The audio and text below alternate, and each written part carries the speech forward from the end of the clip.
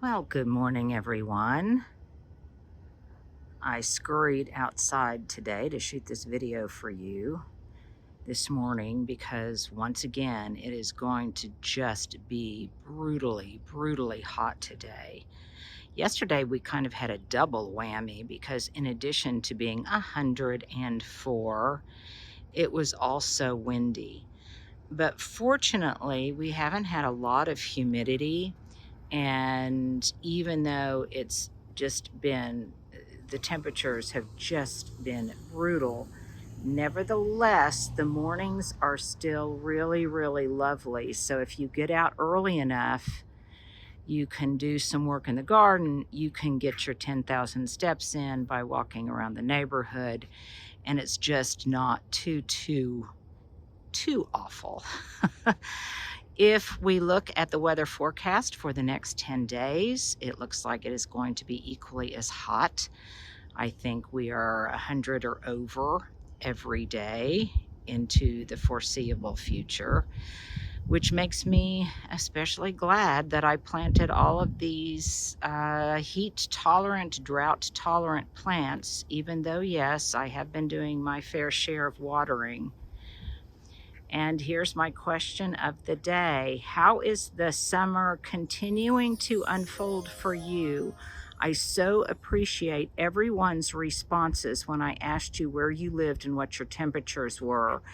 And with just a few exceptions, it is horrifically hot everywhere. I guess that makes sense since it was the hottest July. It's been the hottest July ever in recorded history around the world. But right now, let's just cherish the moment because right now the Cleome is waving to you. And even though by the end of the day, it is really, really tired and starting to look wrinkly and ragged, in the morning, it's still nice. Now, I have to say that if I am making my list of favorite plants, I'm going to span over here. I'm no Stewart, but I am going to span over here slowly. If I had to select maybe my favorite flowering plant for this season, it would be, I've said it before, I'm going to say it again, the indigo frost agapanthus. This is a southern living plant. I've talked about it ad nauseum. Look at how many blooms it is continuing to put on and how fresh they are even in this heat. And there are more buds nestled in the foliage. I think in terms of the collection, at least in my 7A, 7B garden, indigo frost performs better than the other things in the collection. And I just love the freshness. I love how white the white is. And then of course, I love the purple.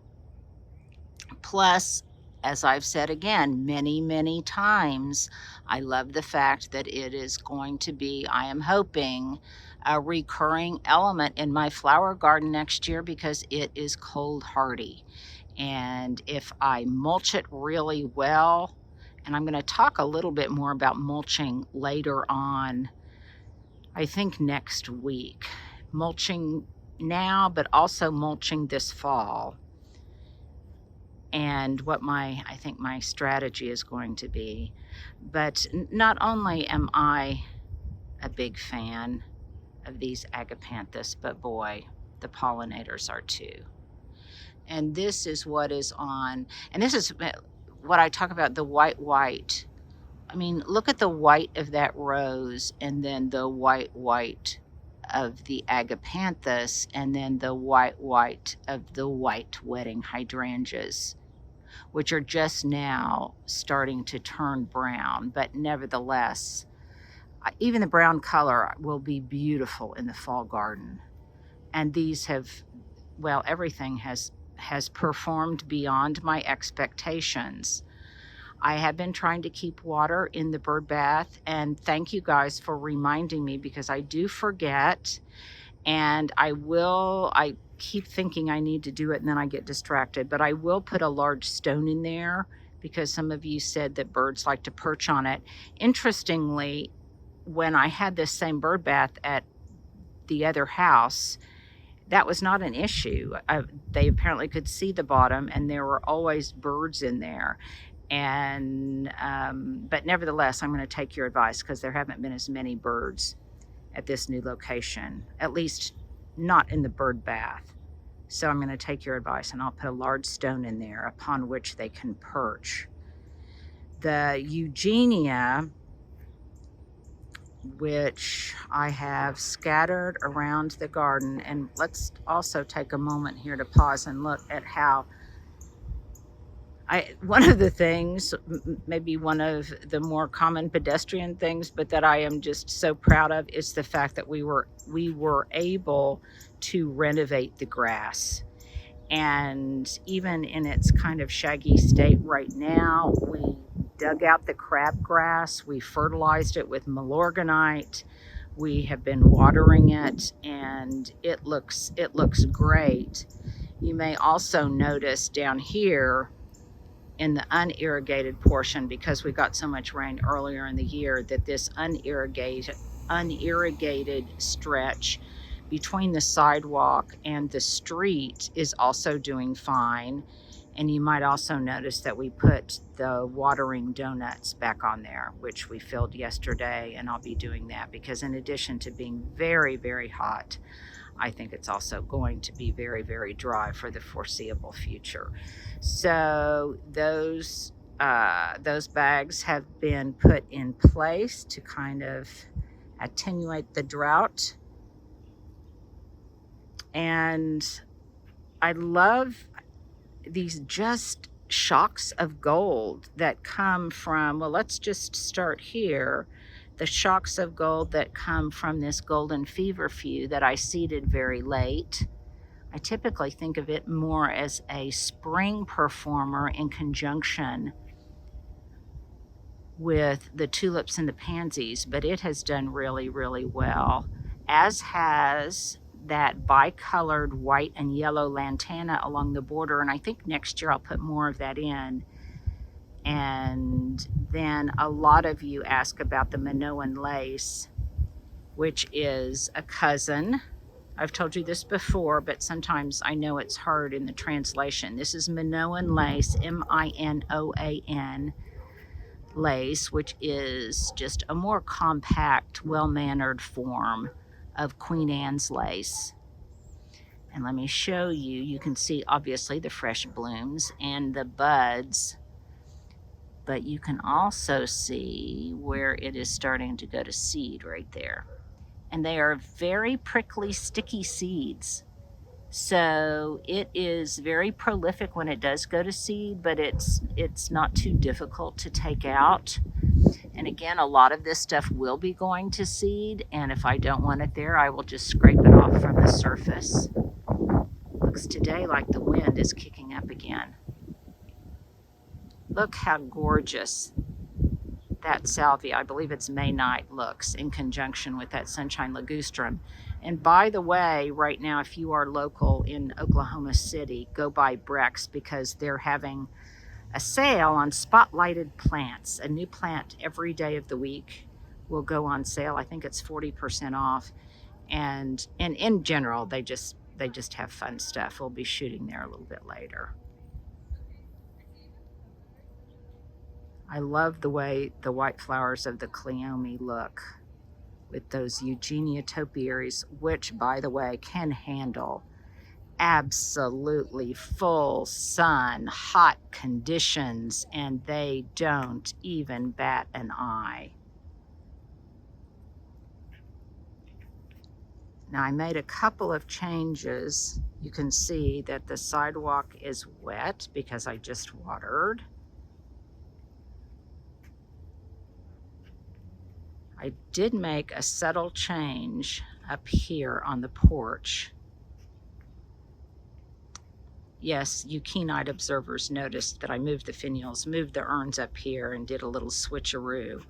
But I also want to show you that I did have boxwood balls planted on either side of the plinths on the porch, and I replaced them. I wanted to have a series of these brilliant boxwood cones from online from Premier Plant Solutions, their Cranberry Creek, and I like the way then that they flank Lemon Lane. And pretty soon that drip irrigation will be covered up by the growth of the plants. I covered it up with mulch, but the mulch just kind of moves around and does its own thing. So I love these. Now I want to point out I have bragged and bragged about these, and yes, I will put a link again below. These are Cranberry Creek. I have them planted here. I have them planted here. I've got a series of 6 of them. And then you can also see back there right by the finials, I've got 2 of them as you come up onto the upper terrace. These have just done extremely well. Now, I'll be honest, I was attracted to them, first of all, for their price, because they started out, I know this sounds like a commercial, but it's just such a good deal. I have ordered so many of them. I just am enthusiastic about passing it on to you. They started out being $48, and then they went up to $59, and they are worth every penny. I have seen them over $100 in local nurseries. They are already shaped into a cone form. There are 2 sizes. One is still $48. It's smaller and isn't as good a deal as the $59 one. Now, perhaps how they can keep their prices somewhat low is because the packaging when you get them is not great. They come in a cardboard box, and a lot of times it's deflated. And the first 4 that I got, they were completely intact. These last 2, they were broken off at the top because they kind of were probably too big for the box. But I just fixed that and clipped it off and recreated a point on the top of the cone. So I'm willing to put up with that for the fact that they are just such a good price. And I anticipate that when I start planting the back, that I will also use some of them back there. And then they just look great with the other boxwoods. The one in here I did ultimately pull out and replace with a new one. Actually, it was one of these that were here. And as I often do, I steal from Peter to pay Paul and just kind of move things around, kind of like furniture. Now, you know it's hot when even the scaevola and some of the lantana becomes stressed and isn't blooming as much. And that's definitely the case. But I will just let it take its little vacation, and I'll keep it watered. And then hopefully by spring or by fall, it will really come back out again. And by the way, we are going to be doing an LV Live here in August as we start thinking about fall and getting ready for fall. And I just, they say fall is the second spring, and I really think it is. And I just love fall. Okay, let's come over here and see the progress, the development of this Eugenia that I continue to clip on. And the balls are getting much, much more dense because I just continue to pinch it out. And I might even let that 3rd ball develop. But again, it's doing fine in this heat. I have been pretty aggressively feeding them, and that helps. Autumn's edge is looking beautiful, and it's not autumn yet. I've got lots of deadheading to do on the butterfly candy, but I'm even going to hold off on that. I'm just going to let those spent seed heads kind of protect the plant and insulate the plant and provide kind of a cover against the intense heat. But the few zinnias that I planted are happy, and they're dancing there with the cleome and more of the indigo frost agapanthus. And every time I see this, it reminds me I have got to get together with my friend Monica, the scented geranium lady, because this scented geranium is just performing brilliantly here on the side of the social patio. And whenever I come by, I can just kind of rub its pretty leaves to appreciate the scent. Jane is continuing to put out blossoms, and I am looking forward to when I can limb her up and she will have kind of more of a small tree form, arching and I think being beautiful in the spring. And by the way, I have ordered all of my bulbs. I think just for the front alone, I ordered about 1,000 bulbs. That's a combo of allium and tulips. And the Color Blends catalogs are arriving this week. I got mine a couple of days ago. And I've already placed my order, and you should too. And I'll give you a little tease.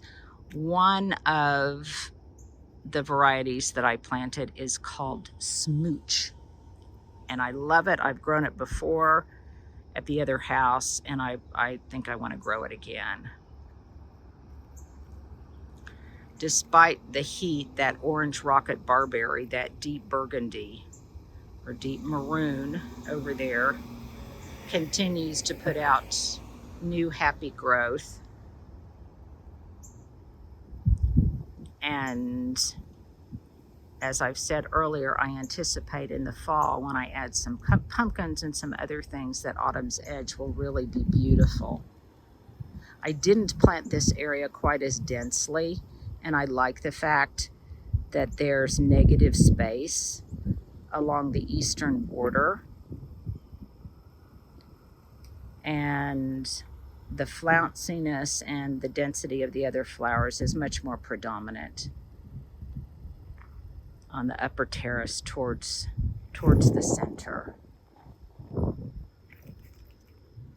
The trench to the back, I think I showed that to you earlier. You can see that muddy stretch. That was where the irrigation trench was, to bring the irrigation from the front to the back. And yes, we'll have to relay the stepping stones and the pavers. And this time, since when we had them there before, it was a little bit temporary, this time the pavers will be larger. And they'll go all the way around to the back. And I can't wait to show you that. That's going to be in the Sunday show, the progress in the back.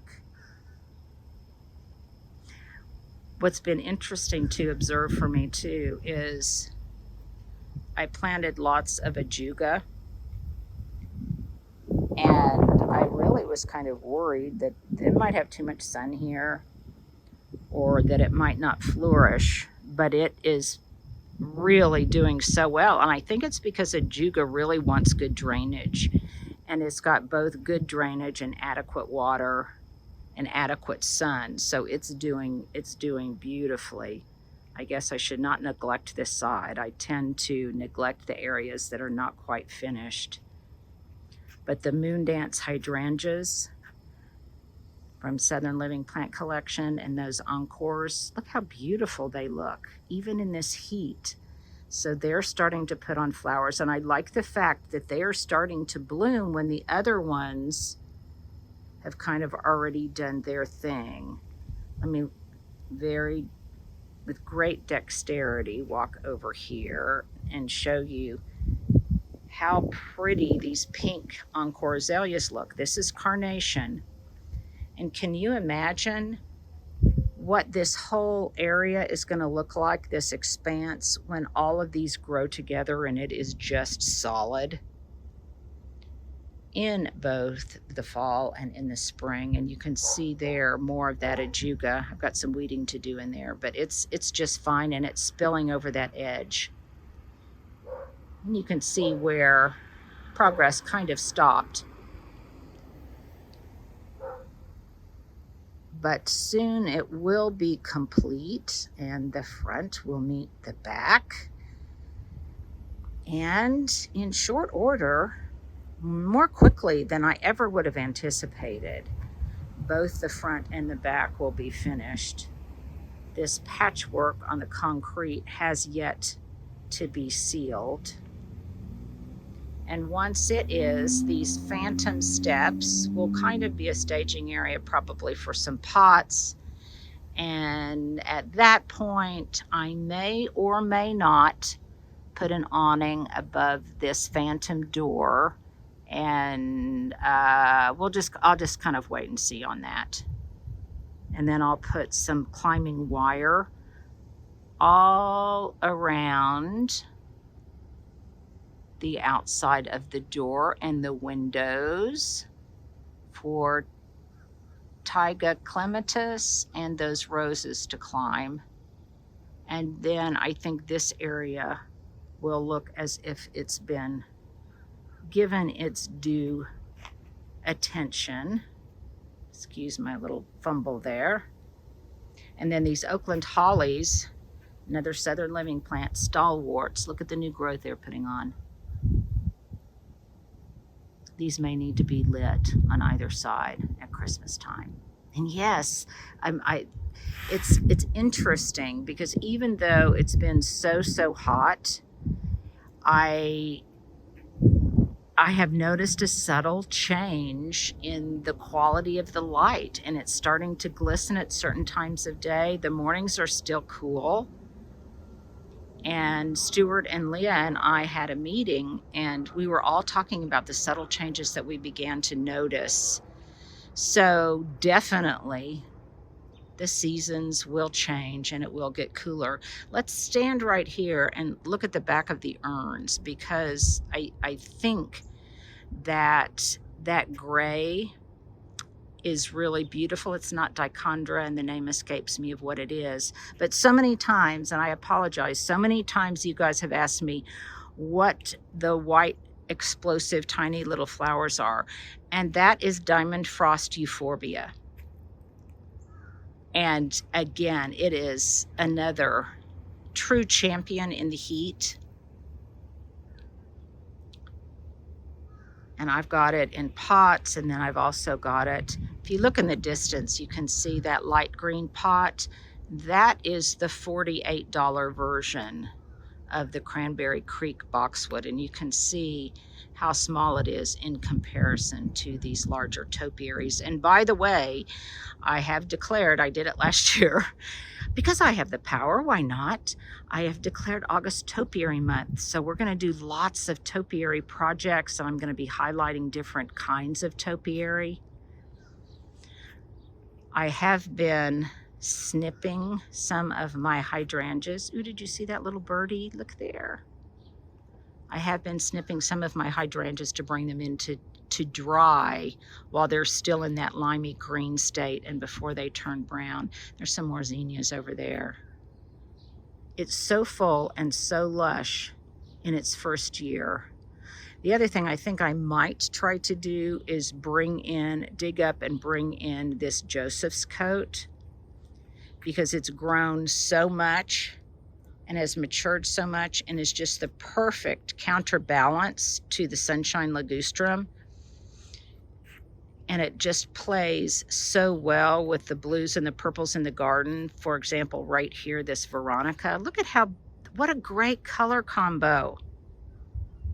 So I may try to dig that up and bring it in to replant next year, because it is not cold hardy. You can see a tuft of gold back in there, and that's some that hijacked in on a plant, and it came in from last year. And so I think it can be done. It shall be done. It's a gardening risk worth taking, and I am definitely going to take that risk.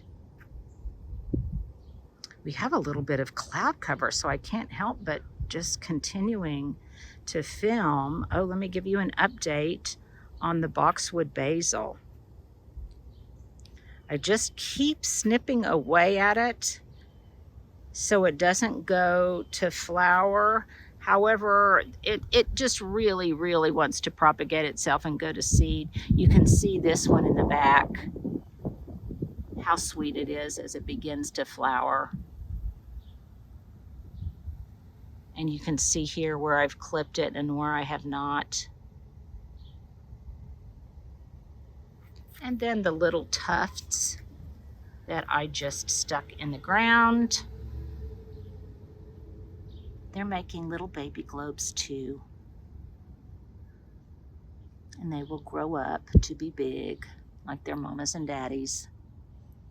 The better boxwood, I will be doing lots of videoing and talking about the better boxwood, because my boxwood villages, look at how happy they are. And I haven't talked about it too much because it's not readily available on the market yet. But as soon as it is, again, this is the better boxwood that was developed, I believe, in Belgium, and it's blight resistant. And look at how well it's performing. Kayla and I were noticing there's not even a brown leaf on any of it. So it's not only blight resistant, but apparently it is Southern garden friendly. I've had to do a lot of deadheading on the crazy pink echinacea.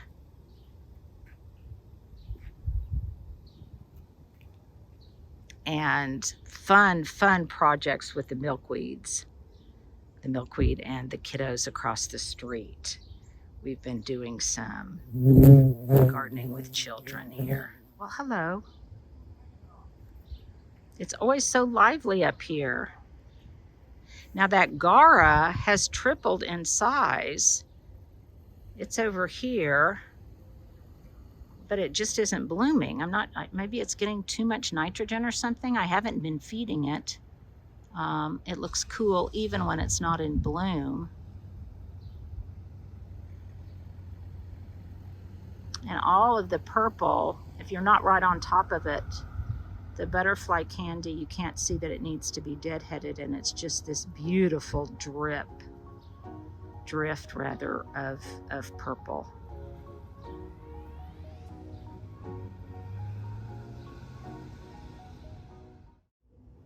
While it is still cool in the morning, I'm going to cut some of these hydrangeas, these white weddings. In the past, I have probably used my Terra hydrangeas and my oak leaf hydrangeas more in dried flower arrangements.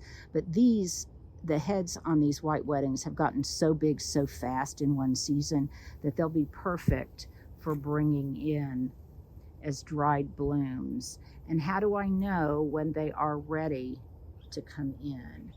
Well, they're in this kind of limey green state. Some of them are already starting to show a little bit of browning at the tips, but you can hear that they are kind of papery. My camera work isn't the best, but I'll be clipping some of those and bringing them in. And I want to do it in this kind of sweet spot of time, because they are in between the stage of being just fresh and beautifully white, but before the flower heads brown completely in this intense sun. So they're in this kind of papery, limey green shade in between those two phases. And that's when they're really good to bring in to use in a dried flower bouquet.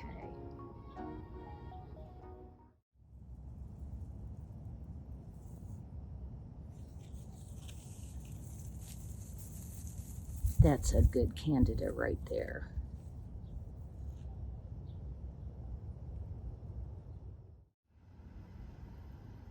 Lots of visitors have been coming by, driving by to take pictures and to look at the garden. Some of them are friends, some of them are new friends and people that have just come to see the garden. So I'm going to pretend like I'm Stuart here. I'm going to walk down these steps, albeit I am not going to walk backwards. I'm going to walk forward and quickly, so that I can give you, oh, and let's stop and look at the roses. I anticipate by next year they will be fabulous. I've given them a lot of space to grow and get good air circulation. And oh, hi guys, they're cityscapes. They're here to work on the back. And if this isn't the essence of a cottage garden, I don't know what is. I'm getting ready to do a blog post about the fact that I ended up with a cottage garden, and I'm rather surprised that I did. Yes, I'm near a hospital, an urban hospital, so we do get lots of sirens, and I always say a little prayer for whomever might be in distress. So there you go. There is our Wednesday walkabout from the cottage on the hill. I hope you enjoyed it. I sure enjoyed showing it to you. Until this weekend.